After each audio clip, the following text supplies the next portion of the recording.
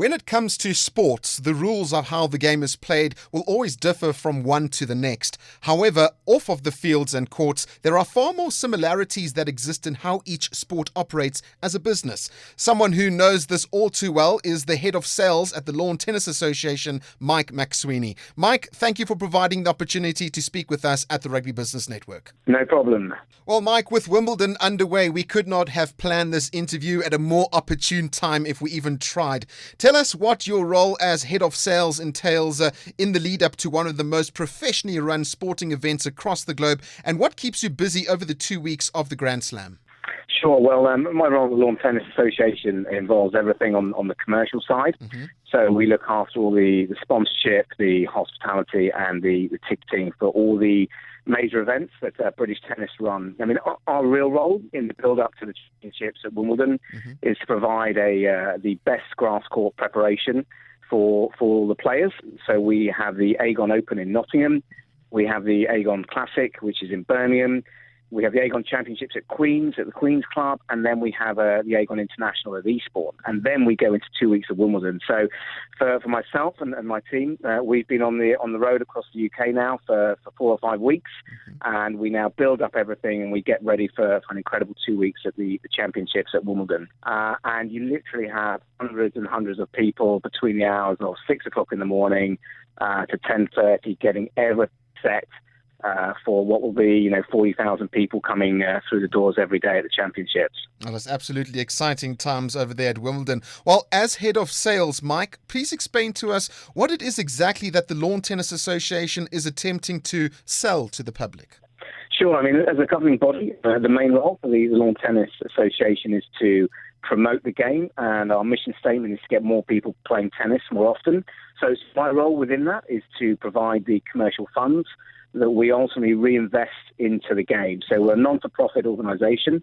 Every bit of commercial income we receive, whether it's through headline sponsorship, ticket sales, hospitality, all gets reinvested back into the game. Clearly, Wimbledon is the pinnacle of the grass court season for us. And my main role here during the 2 weeks is managing our sponsor allocation. We have 3 separate suites here, of which sponsors occupy one. We have British tennis members who are in another one. And then we have what we call our counties and our, tennis family who would occupy the third. So really, my 2 weeks is a lot around stakeholder management. I've got an excellent team of staff here who pretty much run the day-to-day operation. So they're in early in the morning, they're leaving late at night, but they ensure we probably have 2,000 people through the door that the LTA are responsible for over these 2 weeks. And our main role is to make sure that everything goes to plan. It never always does, but we're responsible for the overall delivery. Well, speaking about things going to plan, Mike, a major sporting event like Wimbledon, some challenges are bound to arise along the way. Can you share with us what some of those are and how do you go about overcoming them? Yeah, sure. I mean, obviously, as everyone is fully aware, security, especially around major events and big sporting occasions, is probably at the highest level it's ever been. So, it's a big challenge around getting people into the ground as early and as safely as possible. So that does create its own challenges when you need to bring a huge amount of equipment and stock on site. The other thing is that people will be aware of that Wimbledon is incredibly famous for its pins, its sandwiches, its strawberries, and actually the volume of product that needs to get onto site in every single aspect is incredible. And that doesn't even account for the playing side. So we don't get involved in organising the court and the running order for the day. That's an entirely different operation. But just the day-to-day management of 40,000 people on site is probably the biggest challenge the All England club face. Very, very difficult to accomplish all that, I'm sure, but you guys do such an amazing job at doing it. Well, as you know, Mike, in order to increase revenue and build a profit from events, you need to rely on ticket sales, sponsorship, and hospitality. Which one does the Lawn Tennis Association rely on the most to make Wimbledon the huge success it is? Yeah, I mean, so Sponsorship is clearly the most important aspect of what we do. Now, how it works with us and the All England Club, the partners and sponsors that are with the championships here at Wimbledon are separate to the partners at the Lawn Tennis Association. So we have a really big job and a big challenge to recruit and engage with our own partners and new partners that are actually involved in tennis for 12 months of the year. I mean, Wimbledon is an incredible event, and it's probably a top 10 event in the world, and it's a bucket list for many people, but it is only for 2 weeks of the year. So our job as the governing body is to ensure that we engage partners who will be actively promoting the sport for 12 months of the year. We have a number of initiatives that involve participation projects that we actively engage our partners to help support those grassroots programs. One, for example, is our Tennis for Kids program, where since winning the Davis Cup in 2015, we actively recruited 1,000 new coaches, and our aim was to get 10,000 kids playing tennis for the first time. That number, 2 years later, is now up to 24,000 kids, and that's a really strong message for us to engage with a partner where we're actively showing that we're growing the game from the grassroots level. Clearly, the biggest major event that we run is the Aegon Championships at the Queen's Club, with 70,000 people who come to that event across the week, and ticket prices range anywhere from £85 to £150. Hospitality has increased by 40% over the last 3 years, so the London market is very, very strong for us to grow our revenue when it comes to ticketing and hospitality at Queen's. That's absolutely amazing. Mike, this year at Wimbledon, what have sales been like in hospitality considering the terrorist attacks in London in the months leading up to the tournament? Has there been a dip in sales at all? No, there haven't actually. And in fact, I'd probably say that, it's the strongest year they've ever been. And, there is concerns around security, but I also think people will look at something like the championships at Wimbledon and go, well, the measures that have been put in place mean that actually everyone, once they're on site, feels 100% secure. There's big plans for Wimbledon on redeveloping the hospitality offering. There's a new Court 1 development that will ensure that the hospitality facilities will be taken to the next level come 2018, 2019. So the London market for hospitality is incredibly strong, and there is still a huge, huge demand to come to the championships at Wimbledon. Well, Mike, in what ways would you say hospitality works for businesses, and is it worth the investment for them to take? Yeah, I think there are certain sectors that will be more prominent than others around the tennis. The financial sector is a big one. Now, clearly, there's lots of challenges around regulations and sign-off and the Bribery Act, and all these things do come into play. But we're finding that people are being a lot smarter and with using their hospitality. It's a lot smaller and a lot more intimate than perhaps it would have been a few years ago. We are having people who are wanting to take private tables for 2, 4, 6, maybe 8. What you're not getting anymore is the big volume of people that want to bring 20, 30, 40 people to one day. And I think that's probably down to the fact that it's very much more of a hosting and an educational experience where you are really facilitating a client meeting rather than actually facilitating what used to be perhaps a very nice day out, but you weren't achieving huge amount from it. So I think what has changed is that internal sign-off is clearly far more stringent than it used to be, and anyone hosting clients throughout the 2 weeks here really have to have their due diligence done and a real reason to be entertaining. So we found that side has changed slightly. Also, the way tennis works, you spend a lot more time with your clients. You come in at 11 o'clock in the morning. You could be here till 8, 9 o'clock at night. You can go out and watch 2 or 3 games of tennis, but you can also be talking, entertaining, meeting and hosting for 3, 4 hours in the day. So I think where tennis lends itself really well to hospitality is that one-on-one direct relationships that can be really developed throughout the day. It's really interesting. Well, before taking up your position with the LTA in 2014, you were at Fulham Football Club for an incredible 10 years as their commercial sales manager and the head of sales. What did you find most rewarding during your time there? Yeah, really good question, actually. One of the things I've always been interested in is how sport and the commercial side of sport can act as a vehicle to give something back and generally make a difference.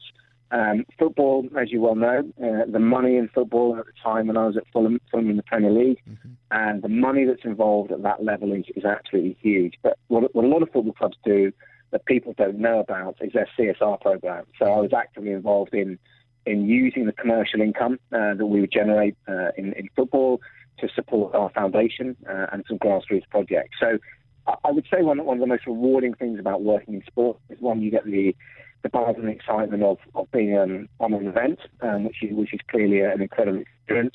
But if you're in the right organisation, whether it's a governing body or the right club, you do genuinely have a reason to give back to the sport and make a difference. And I would say, football club, a lot of criticism, but what a lot of people don't know is the amount of investment that they will put back into their community and, what they'll try and do. There's a lot of good being done, and I think as long as sport continues to use commercial income they generate in the right way, then it can be a really good vehicle. Well, having been involved in football and now tennis, what have you noticed are some of the similarities and the differences that exist between the two sports when it comes to the business side of how they each operate? They are very, very different. I mean, the biggest difference, as a football club, you own, or you don't own, but you have access to the talent, your football team. Are your employees ultimately. So, you are on one hand paying big wages to the individuals, but on the other hand, you have the assets to use for partners, for sponsors, to promote your club and what you're doing. Tennis is a very individual sport. So, someone like Andy Moe, who's absolutely brilliant, we as the Lawn Tennis Association will work with Andy on certain times of the year, predominantly when he's working and playing for us in the Davis Cup. But outside of that, he's an individual athlete. So the biggest difference is the individual nature of tennis and how those guys operate, and they are their own licensee, if we look at it that way, compared to a football club where you are responsible for those 20, 25 players, but you can use them far more for commercial use than you could individual tennis players. The other thing is about the prize money. If you're the top end of the game in tennis, if you're a top 10 player, you are going to make big money. If you're a player that is 850 in the world, you're playing on the low-level circuits, and it's pretty tough. So there's a big difference, I think, in the financial gap between a football player playing in League One or League Two and earn a reasonable living. If you're a tennis player, 200 in the world, actually it's pretty tough, and the costs are extremely high. So I would say that would be the biggest difference. Well, Mike, we are about 12 minutes into our conversation, and I'm sure some of the listeners are wondering, what does any of this have to do with rugby? Well, it's at this point, I will mention that you were once a professional rugby player at Richmond. You played at Cambridge University, and you earned 3 caps for Ireland in Rugby League. What do you find you take from your days as a rugby player and use in business, which has crossed over into football and tennis organisations? I think it's a good point. I mean, I've played a lot of sport. I love sport. I'm very passionate about it. So, my rugby days were a very good learning for me. I think what rugby does really well for you, the leadership qualities that rugby can bring out, the teamwork, the ethic. As you well know, some of the training camps you may go on, some of the tough times that you go through, are a really good benchmark for you for future business. The leadership, the teamwork, and an ability to actually take yourself out of your comfort zone and challenge yourself in an environment that actually may be pretty uncomfortable. Probably been the biggest learning for me. I'm actually only 5'5". I'm pretty small, and I'm pretty frightened seeing the size of some of these guys now. So I'm actually quite glad I'm not playing. But for me, it was always a challenge because my size, my weight was always going to put me at a disadvantage. But actually, I used other skills to allow me to navigate the rugby field in a different way. And I guess, you learn to do that in business as well. You learn to get into an environment that perhaps you don't quite know or you're not particularly comfortable with. But, your experiences as a sportsman and some of the challenges that you've come up against really put you in good stead. And a lot of people that do work within sporting environment and have played sport at a high level, you can see they have that mental ability to just maneuver people in the right way, lead people in the right way, and accept a challenge and take it on from the front. Well, for retiring professional rugby players, do you think they would benefit from a career in sports hospitality or sports sales and marketing? I think they would, because they understand what it means to be an athlete at the top level, and I think some of those things that you would do, your preparation, your attention to detail, your planning, a lot of the bits that you would go through if you're preparing for a rugby match actually is very similar to what you do in day-to-day business. And I think a lot of those skill sets that you do on the rugby field and your training throughout the week can be taken over to business and applied in a slightly different environment. It is those things such as attention to detail, planning, covering every angle, the analysis. These are business skills that you ultimately learn in training and preparing for a rugby match. Well, going back to my earlier question about the similarity and differences between businesses in football and tennis, let's throw rugby into the equation now. What could rugby organisations learn from these two sports in the business environments, and also what lessons could rugby offer them? Tennis is a sport that the championships at Wimbledon set the standard. Their strapline here is in pursuit of greatness, and literally every single aspect is covered. No stone is left unturned. Whether it's there's a chip in the railings outside the gate, somebody knows about it, and they've painted it straight away. It's that level of detail and that standard of quality and excellence that the championships here at Wimbledon set that feeds back into all the other tennis events that we run. So whether I'm in Nottingham at our event there or in Birmingham at Queen's, that level of excellence and attention to detail and thoroughness comes through everything we do in tennis. And I think there's probably a bit that can be done in both football and rugby on that level of detail.